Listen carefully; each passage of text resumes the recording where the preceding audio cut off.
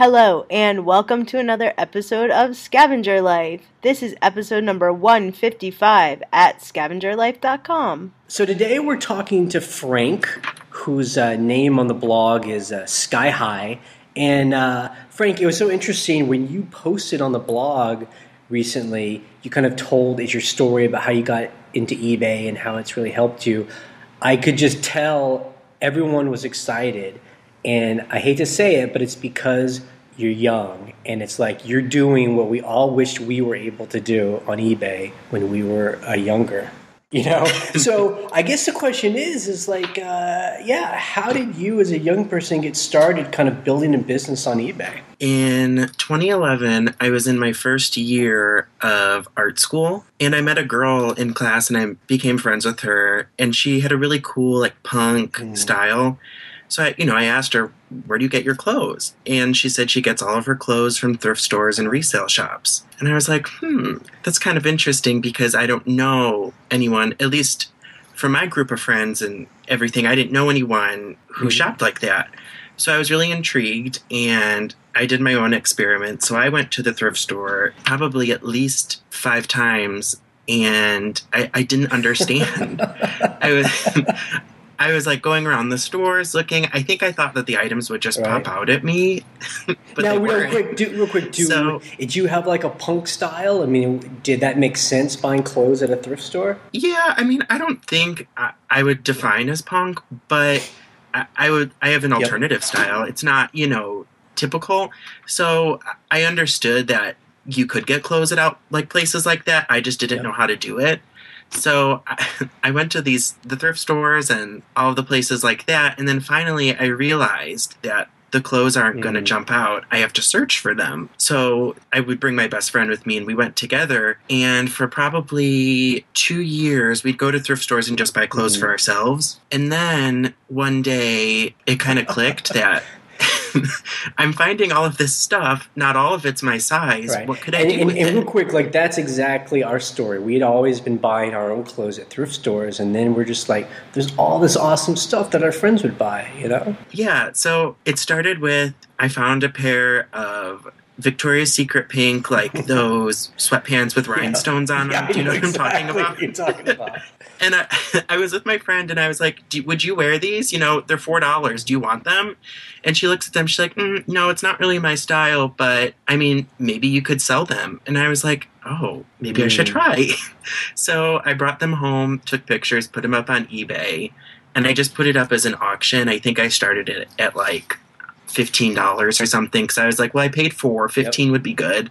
So it just kept getting higher and higher, and then at the end of the auction it sold for $50 with I think $5 shipping. And I was like, this is insane. It's like picking up gold nuggets on the ground, Yeah, I was like, I can't believe someone just paid $50-something for these used pants. So I was kind of nervous when it ended, and I was getting it ready to ship out. And so I sent it out, and I'm like, I wonder if this lady is going to leave bad feedback. What if she gets it and thought that they were new? I don't know. But she gets it, leaves good feedback. And I was like, oh, this is kind of That's cool. Exactly. I think you just described how it is for a lot of us that start, because we just can't believe someone's not going to get angry at us, like, I bought this for a couple bucks and you're paying me $50, but they don't know that. They don't know anything. They're just like, that's what I want, Well, yeah. And I think what kind of led me to believe that people would pay these prices is at stores like resale shops like Plato's Closet. I would sell my clothes there, but I wouldn't buy clothes there because to me it was expensive for resale. So I would look and I'd be like, I can't believe they're charging $25 for this used whatever. And then I'd look on eBay and people were selling that same thing for like $40. And then, I was thinking, oh, this is kind of awesome. Okay, so, and before we kind of get, because I love to talk about its process, so I'm going to kind of like ask you about that. The other interesting part of your story was you said that eBay helped you pay to go through college, right? Or yeah, no, it definitely did. So in May 2012, I started as a flight attendant, and I was going to school part-time. So I would pay school on a payment plan through the school.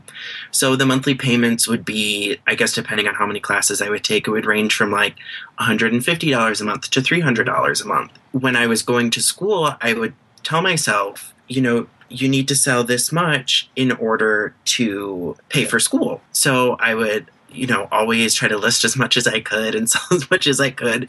And it ended up, for the 2 years at community college, it virtually paid for, I would say, most of it. Including books too, or only it's tuition?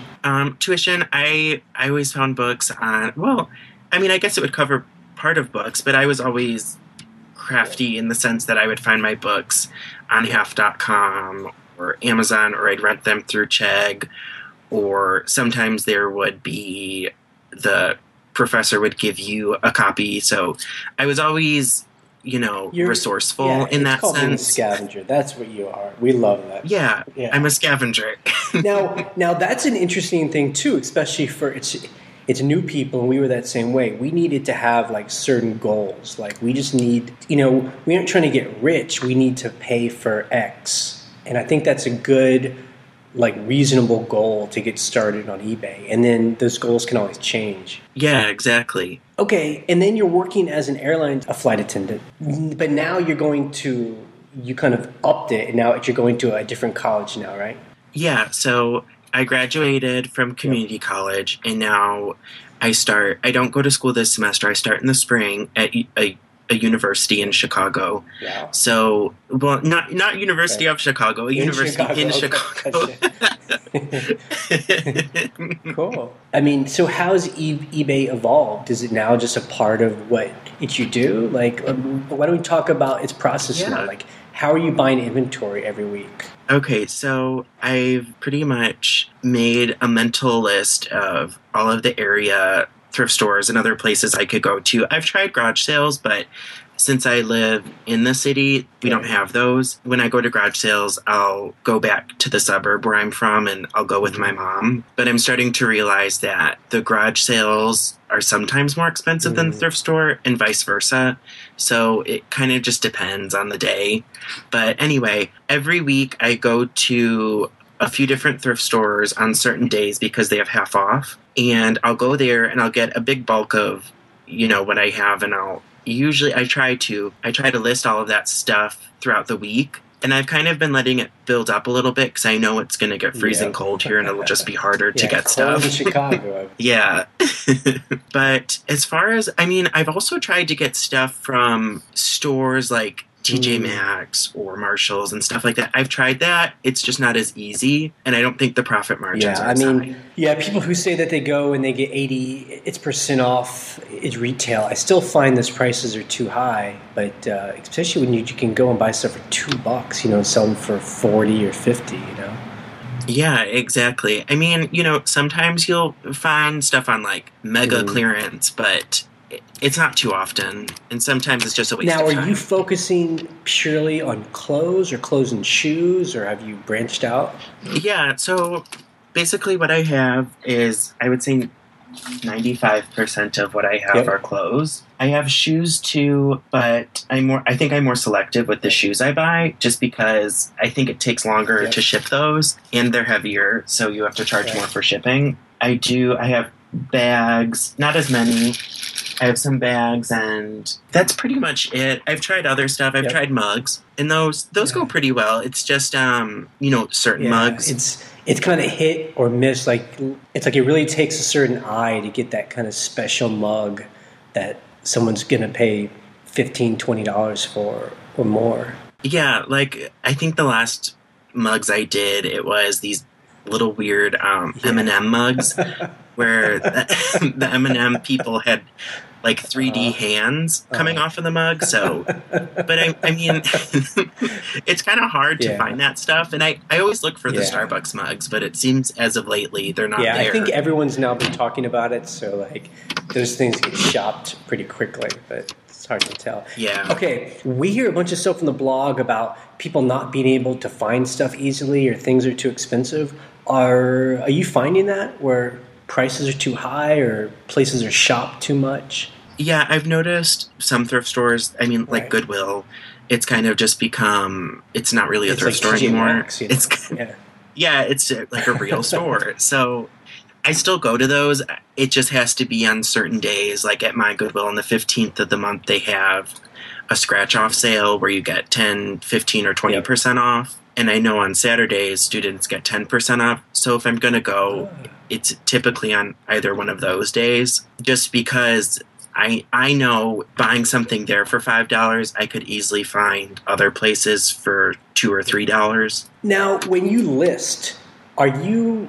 So, I mean, so I understand, are you more of like a part-time eBayer? So are you just putting in like 10 hours a week, or is it kind of just, it's whenever there's free time?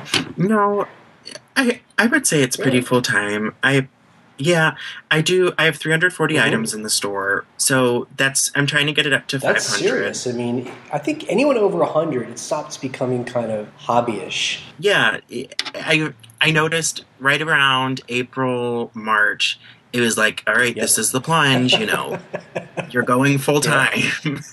Yeah, I do everything myself. I do all the listing and the buying and the shipping. Now, when you list, do you like go and buy and then come home and immediately list? Are there piles of death around your house of stuff that's, needs to get listed?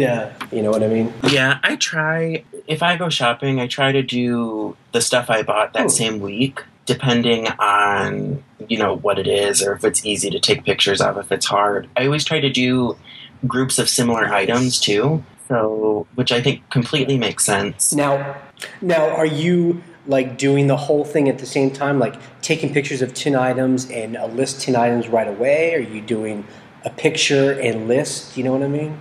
Yeah, no, I used to do it where it would be take a picture, then go list it. And then I realized that that's just a broken system. And I think it takes double the amount of time it would usually take. So now I try to take between 10 to 15 pictures of items a day and then list those that same day. So that pretty much become a routine. And that's a great number. Like if we say 20 things, but there's two of us, but if you can do 10 or even 15 things and there's only one of you, I mean, that's good. Yeah, sometimes I get burnt out, but I just have to, I look at the light at the end of the tunnel. I mean, and if you can make $30 on each item, you're talking $300, $400, $500, that's... Yeah, exactly. Now, when you list, are you doing it good till canceled, auctions? Like, how are you doing it? I think everything I have right now is good till canceled. Every so often I'll do an auction on an item that I know is popular and I could probably get more money on the auction, but I don't know, I don't really like auctions anymore. Why not? Well, too many times I've had stuff sell for like the bare minimum price I'm willing to take, and I know if I put it at say I put something at auction for $14.99, it'll sell, but I know if I put it at buy it now for $19.99, someone would have bought it within the hour. So it's just kind of, you just kind of learn along the way. Now, at the level, so if you have like 300 and it's 40 items up, how often are you selling an item? Every day? Are there days where things don't sell? The past couple weeks have been, for me, fairly busy. I think it was Saturday nothing sold, but on Friday 9 things sold. So I was fine with that. Because I think that's true too for a lot of it's new people, especially when we're always like, just do it good till canceled, just list it and forget it. They get concerned because they'll have several days where things don't sell. At what point was it where things were really seemed always active? 200 items? Yeah, I would say like 200, 250. I noticed consistent sales on every day of the week. Now, when you list this stuff, so if you've done it, I take it are you in a house, an apartment? Like, how do you store all this stuff? I live in a 2-bedroom apartment, so the one room's for me, the other room is the eBay store. Cool. And have you is it just like piles of stuff, or is it like neatly organized, or how do you do it? No, now it's neatly organized. I have 3 garment racks. The one is a heavy-duty one, so that one's for sweaters and coats. And then I have a baker's rack, and that has pretty much all the shipping stuff, and then some clothes, and then I have a dresser with this. I put the stuff that needs to be shipped in or needs to be listed in the dresser. That's extremely smart. I think that you kind of skipped over our mistake. I was buying those cheap like plastic shelves from Walmart, and one day one of them just fell over and some stuff broke. So it's good to get those baker shelves. There's like, I'm assuming those like steel ones, those chrome ones. Yeah, this one is just a decorative one that my mom had in her house for forever, and she was going to get rid of it. I'm like, no, give it to me. I'll use it. Cool. Now, I think that's also interesting too. Like, at what point did you go from just being kind of just like piles of stuff to actually having an organized system? I think it happened around December of last year. I used to keep my stuff in like some, I don't know what you call it, like a clothes bin, like a clothes basket. And then it was just getting so tall, and the clothes were getting, a cat fur was getting on them because they were falling on the floor. And so I was thinking, what could I do? So I looked it up, and I found they have cheap garment racks for like $15. They're not the best, so I would just use those for t-shirts and stuff. I started with that, and then once that got full, I was like, okay, now I need to buy another. Now I need to buy another. Yeah, and and that's, I think, what happens to a lot of us. You get more successful, and then you just figure out how to do more storage. The other question I had is, because I always found this interesting. So I'll see people talk online about selling eBay, and they talk about being overwhelmed and can't find things. I mean, have you always been kind of an organized person?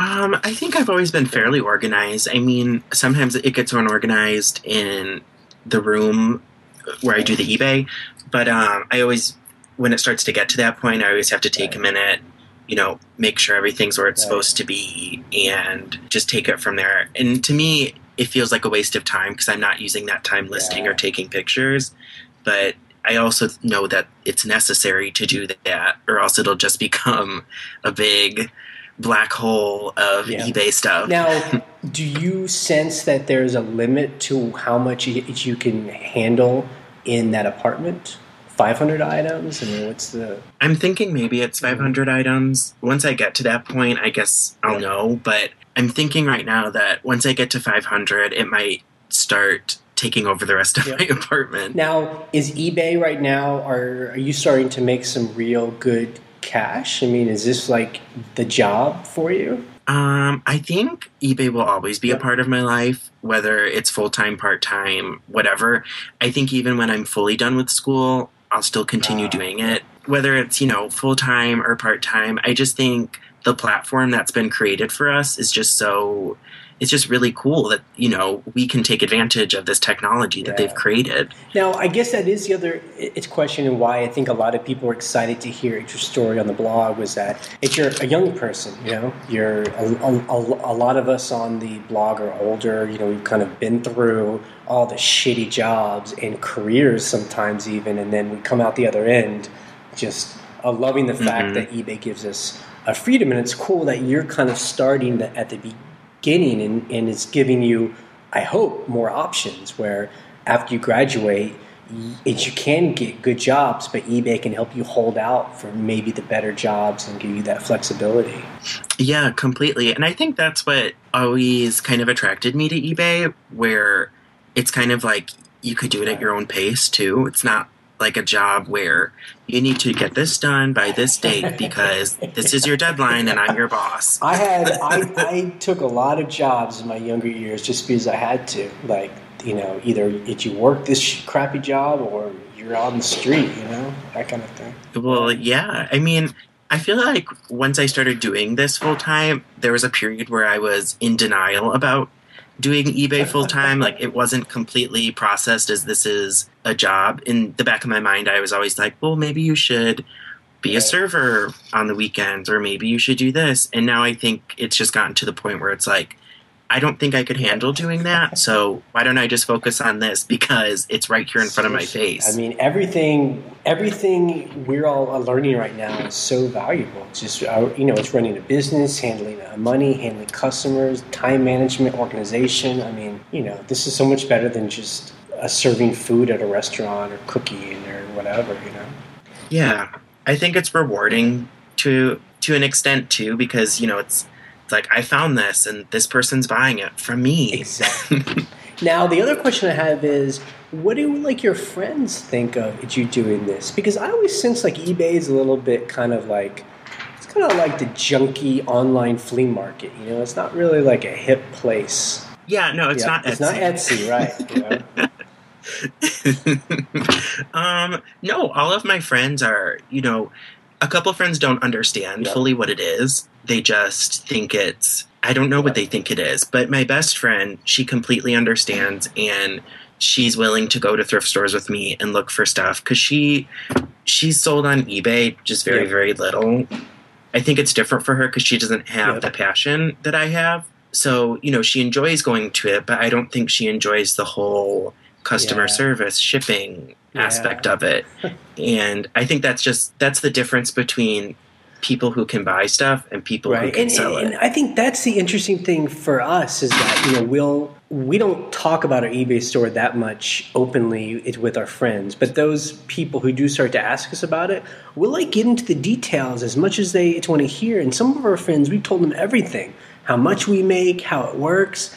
And I'm just amazed that none of our friends aren't doing this. I'm just I've just told you everything. I've told you the secrets. Why aren't you doing this? And I guess it's like you said, there's just, they hear it, they get it intellectually, but there's just not the passion. They're I wouldn't want to do that.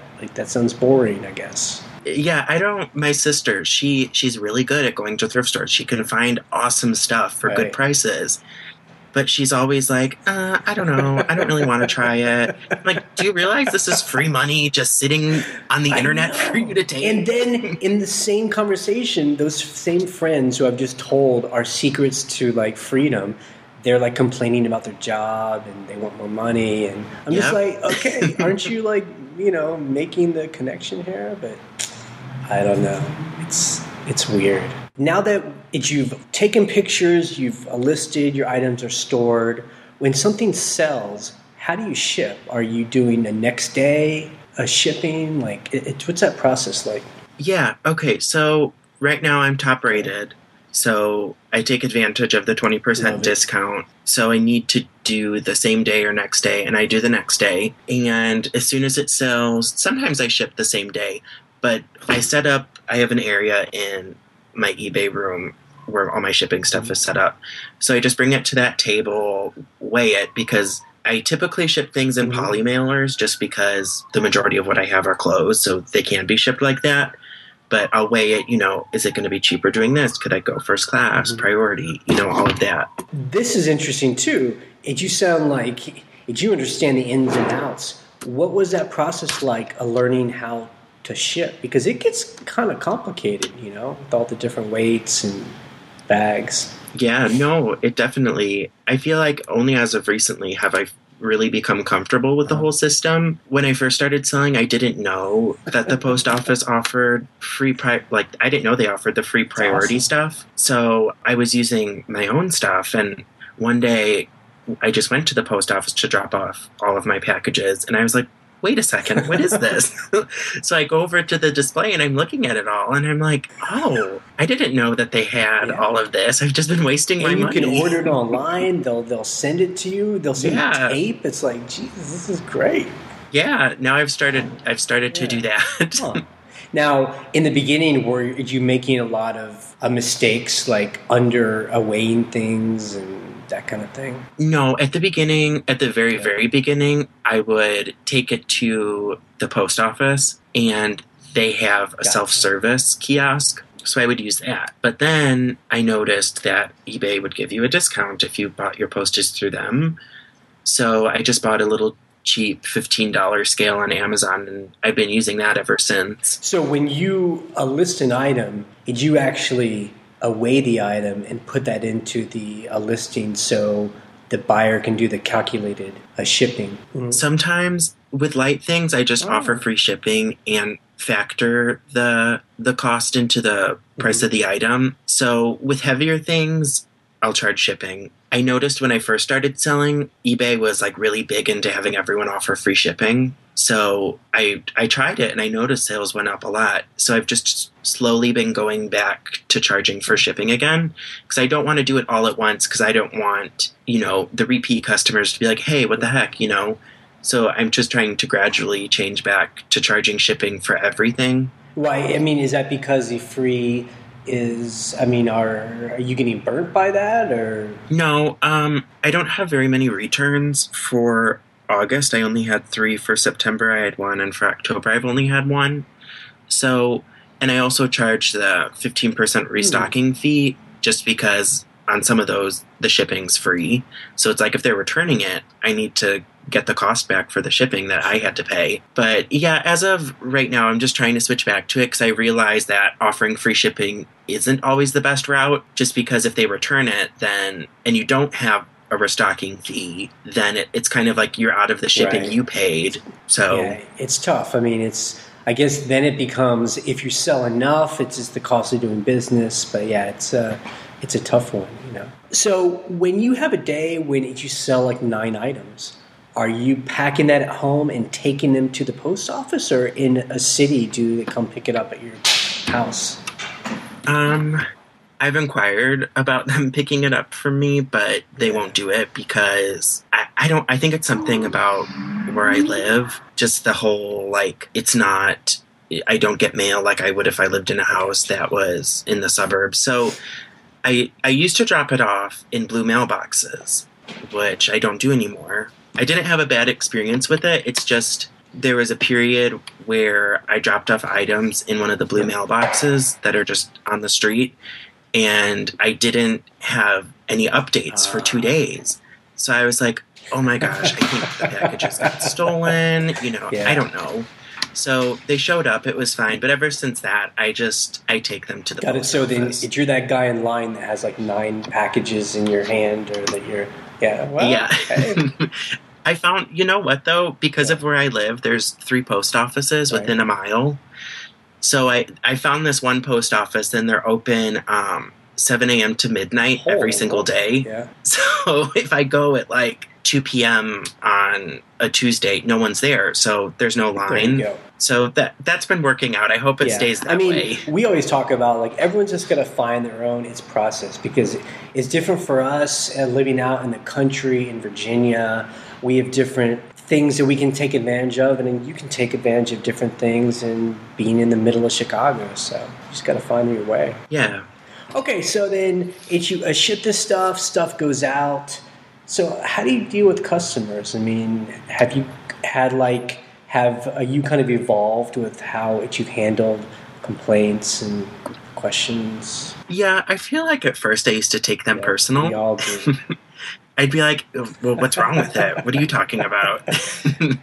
And now it's just gotten to the point where if someone's like, oh, this is wrong with the item, now I'm like, okay, well, can you send a picture of it so I can see what you're talking about? So they, a lot of times when I say that, they never send the picture. I never hear from them. But, every so often they'll be like, no, here it is. And I'm like, all right, yeah, you can return it. No problem. That's really smart. We do that too. If someone says something's broken or there's a hole, we also ask for a photo, because half the time them having to take an action, they either are like, I'm too lazy to do it, or maybe there wasn't one. I don't know. And then we don't hear from them. So that's smart. Yeah. As of lately, I've noticed, this has only happened twice though. It's with jeans, people are saying that the inseam measurement was wrong. So the one person, I guess I did measure it wrong, and they returned it and I refunded them. It was fine. But the other person, I asked for a picture, never heard from them. So I assumed my measurement was right and they were trying to lie. Yeah.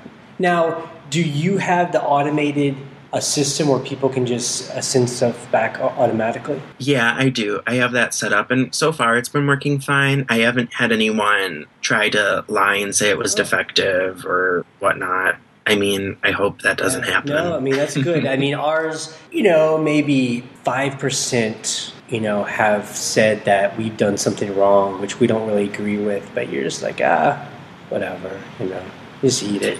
And so do you have, as far as customers go, have a lot of it's questions that people are asking you throughout the day about color and sizes and that kind of thing?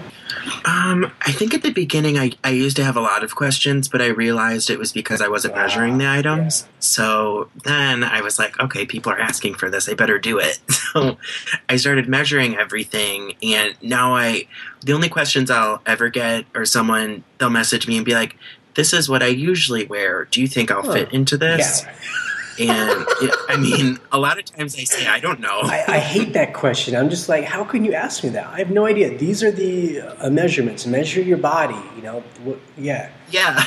Like, I don't know. What do you usually wear, a small or a medium? I mean, back in the old days, I would try and talk to them about that, and then we'd mail the thing, and then they would mail it back and say it's my fault because I told them they would, that it would work. I don't do that now.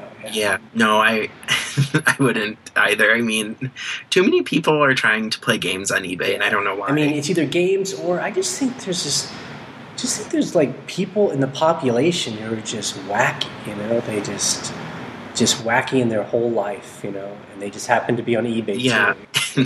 So that is interesting. So when you started selling clothes on eBay, were you not putting color and the description very much? I remember one instance where I took a picture of pants and I forgot to put what the color was, but they were black. So the lady gets them and she's like, I thought these were blue. Yep. And I was like, well, what were you looking on? How did you think these were blue? But what happened was, I think this was on my old eBay account. What happened was she opened a case against me and eBay closed it in my favor. So I think that's a rare occurrence. So I don't know if that happens now. I mean, we learned, especially because we started out doing clothes and shoes, we just had to describe everything so that way we were covered, and so that's the thing. It takes more work, but you got to do it, Yeah, especially if you want people to leave good feedback. You have to be really detailed, or else now with the defects and whatever they have, if you get the 1 or 2 stars, well, 3 stars now too, right? Too. Yeah, they could put item not described, good enough. I don't know. Now, are you taking pictures with an iPhone or a camera, or are you doing the eBay mobile to list stuff? I used to do it with my phone, and then I realized that in certain lighting, there'd be a lot of noise in the photos. What I use is a Samsung ST150 digital camera, and it's been working out so far. I think it takes decent pictures, clear enough. Not like professional grade at all, but for this, it works fine. Eventually, I think I'll be using a nicer camera. I'm not going to worry about that right now. In this day and age, it's most cameras that aren't $1 are really good. High pixels. I mean, these days you can't go wrong. Yeah, definitely. I've noticed within the last few years that the quality of the cameras has just gone up drastically. On the blog, when you're telling your story, you said that you kind of stage clothes with other kind of clothes. So you'll be selling a shirt, but you'll actually put it into an outfit. Is that something that you figured out later on, or have you always done that? No, I figured it out when I bought my mannequin. I would put a shirt on it, and it would have no pants, and I thought, it just looks weird. So I was like, what could I do? And then I was thinking, well, what do they do in stores like Macy's? They put a whole outfit together. So I'll put, if it's sportswear, I'll make sure it's like leggings or, sweatpants on the bottom. Or if it's jeans, I'll make sure it's going with something that would match with jeans. And I saw that someone asked a question where she was saying that she wants to do that, but she gets nervous someone's going to say, how come the pants weren't included? I thought it was the whole kit and caboodle. But I just try, in my mind, I don't know how someone could get confused with that, especially if it's like you're selling the shirt and the jeans are on the mannequin. Why would they think jeans are size small, So I haven't run into any problems with it. I don't know if anyone else has. Well, good. Evidence is what tells you how it works. So if people are actually assuming that they're buying the whole outfit, then that's the way it works. So that's good. It shows that most people aren't that dumb. So that's good to hear. Customers, returns. Now, it's money and numbers. Are you finding? Here's the thing we get a lot when people are starting on eBay. They're like, how do I make X amount of dollars every week? And I always tell people, like, I have no idea. Like, we have no control over who buys our stuff. But it's strange, though. We find that our numbers are pretty consistent. Is that true in your case? Yeah, I would say within the last 2 months, my numbers I've been making between $500 to $600 a week. I noticed before that I would be making a little less, but I also noticed my inventory was smaller. So it's proven that they coincide. The more you list, the more people are going to buy. Maybe someone's searching for this, and then they look at your store and you have that, and they buy. It's just, I don't know what people are searching for. I just know what I have, and I have to put it up for people to buy. And I always remind people, too, when you're putting on eBay, it's basically a global audience. I mean, do you sell things overseas or only in America? Yeah, no, I use the global shipping program. I'm trying to think how many international sales. I only have maybe 5 a month, so it's not that many, but at the same time, I don't know if I'm really selling anything that's not available overseas, where I feel like a lot of international sales, they happen because people are looking for something that they just can't get in their country. Some weird Americana thing, yeah. Yeah. Huh. That's interesting. Now, I guess I didn't ask you this in the beginning. So, selling clothes, are you always looking for like name brands, or is it just like a look and a style? No, I always look for name brands. Certain looks are acceptable, but it's all, I mean, there's so many places that make clothes, and there's so many places that make cheap clothes where you have to look at the brand, and, that might not be sold for very much to begin with. How much is it even worth for resale value? When we first started buying clothes, we were just mainly buying looks, but and that stuff does sell, but we realized, probably like everybody else, is that brands sell because that's what people are searching for, Yeah, exactly. Ever since I sold that first pair of sweatpants, right? I realized, people are looking for this stuff and they want to buy it for less than they would buy it at the store. So where do they go? They go to eBay. Yep, I totally agree. If I can ask, and we don't have to talk about this because it can be personal, but like taxes, when we started to actually start making significant amounts of money on eBay, we realized we had to pay taxes and figure that stuff out. Has that been an issue? It's on your end, or? It was so confusing. Yeah. I mean, when I really made my store a real store, it was like, oh my gosh, I have all of this stuff to do. It's not, I mean, you think, I just make an eBay account and I could use that. No, it's not that at all. It's much more than that if you're going to be a full-time seller. So I bought this book. It's the eBay Seller's Tax and Legal Answer book. And I mean, it's a good resource. It's from 2007, so it's a little bit outdated, but they have a lot of good information in there if you're totally new to, like, how do I do my taxes? What am I supposed to do? They give a lot of great info in there. The only thing I found odd was when you're deciding which business model you want to do, like the DBA, LLC, corporation. It seems like the author is really into people doing corporations. And I'm very confused about that because I don't know why anyone, unless you're an eBay seller in China selling 99-cent electronics, I don't know why you'd want to be a corporation on eBay. Yeah, I mean, we just do a DBA, doing business ads is very simple, Yeah. Yeah. Do you have an accountant or just do taxes on your own? Well, right now I use the GoDaddy bookkeeping, and that is great. I recommend it to everyone. It pretty much spits out for the most part, it spits out all of the information that is pertinent to taxes. And then I have a friend who does taxes for me. Scavenger. Do it that way, It's hard to find a friend, though, who, Yeah, I had a really good friend once that did accounting, and then he quit, and I was like, oh, man, that sucks. So, but, it's hard finding a good accountant that you can trust, because really you're putting your whole life out, just transparently. Here's my life. Well, yeah, exactly. And I feel like when I was looking at different accountants and stuff, a lot of them don't understand what the hell eBay is. Exactly. They're like, what do you do? I'm like, I sell used clothes online. What? You make money from this? Yes. Here it is. This is how much I make. Yeah. And they're like, and I feel like they don't understand either that you don't make millions upon millions upon millions of dollars. So I don't know. I just feel like there needs to be a good relationship between you and your tax person, because then they'll understand, they make this much, so I should charge them this much. Not, this is the flat rate for businesses. Let's charge them that. No, yeah, that's true. And I think the IRS too sometimes doesn't understand about eBay sellers and Amazon, and it's kind of like the wild west, you know. Yeah, no, I totally agree. I don't know when they'll understand. I don't know. I guess it's a generational thing, you know. Okay, and this is a question I always like to ask, especially as young people. Like, what do your parents think about what you do? Like, do they understand? Yeah, they totally understand. They're always willing to take me to thrift stores or garage sales.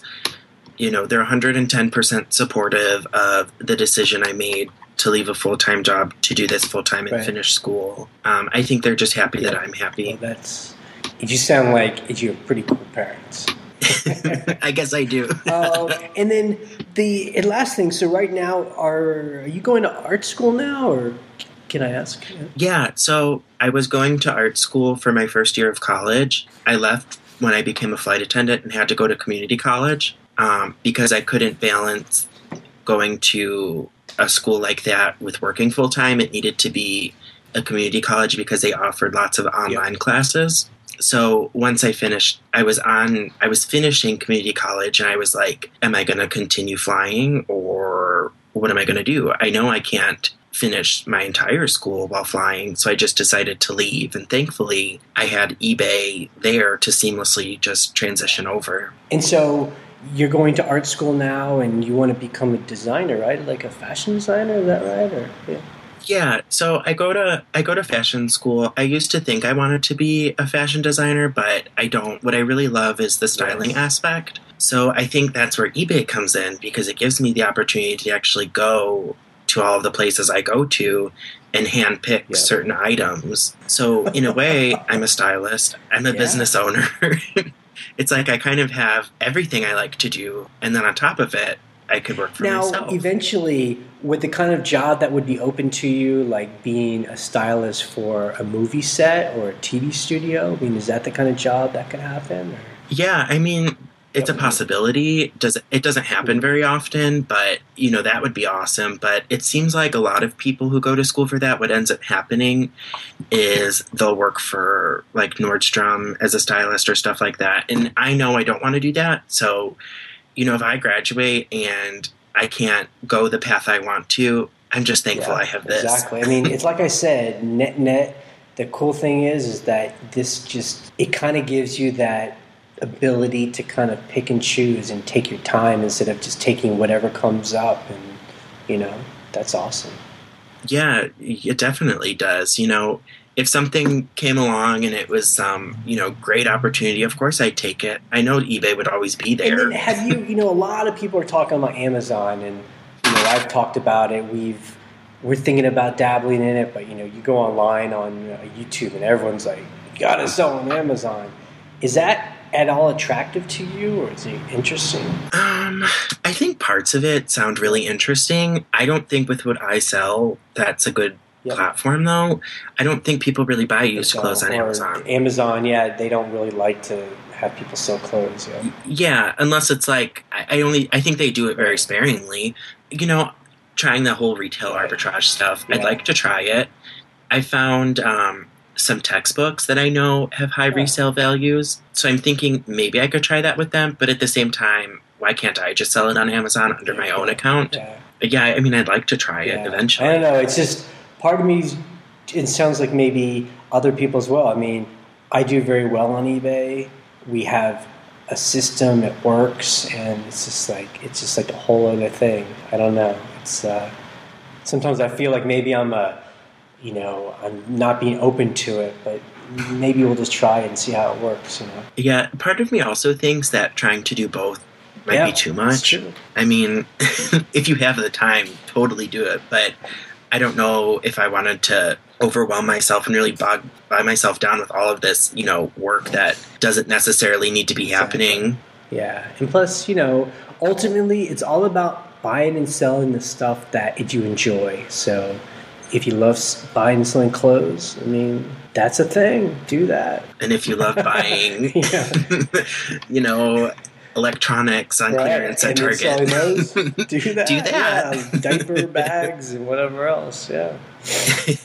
Cool. Well, Frank, thank you so much for talking to me. This was I love always talking to someone else who's kind of figured out how to make this work for a lifestyle. It's because it makes us feel like we aren't alone out there just a listing away every day. Yeah. No, thank you guys for having me. All right. So we'll see you on the blog. All right. All right. Yep. Bye. Bye.